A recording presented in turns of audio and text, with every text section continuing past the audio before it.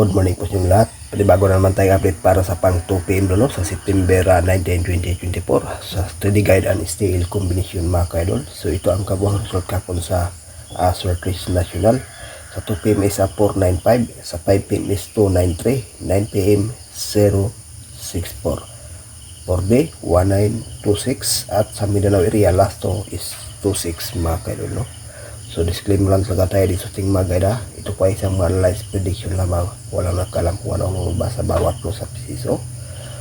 Okay, so sayang din ang ating tinatawag na 904. Nag-slide. Sadyang hindi pa swerte. Okay, mabuti sa pang 2 PM draw mga ka-idol. At 3 combination lang po ito no. So sa willing o sa ganahan lang magkuha, mag-pick. At pati sa ating pairing guide at lucky pick. Unang combination natin is 504, pangalawa 938,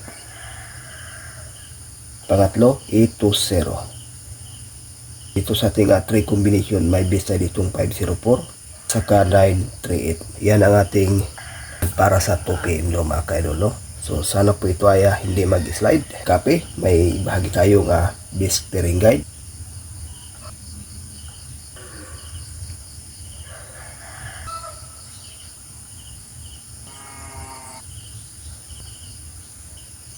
Ito ang ating base pairing guide. 3D po ito mga ka-idol. At sa ating Mindanao area lasto pwede rin ito makaludes. Copy. May bahagi tayong lucky pick mga ka-idol.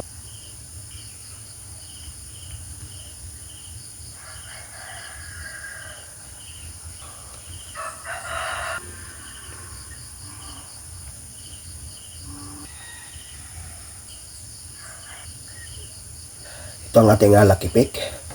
Dito sa 6 combination may i-share tayo ditong base no na 598. Okay no, ito ang ating kabuuhang guide sa ngayong araw sa Swordfish Lotto Tipster mga ka-idol. Good luck and hope to win. Bye bye.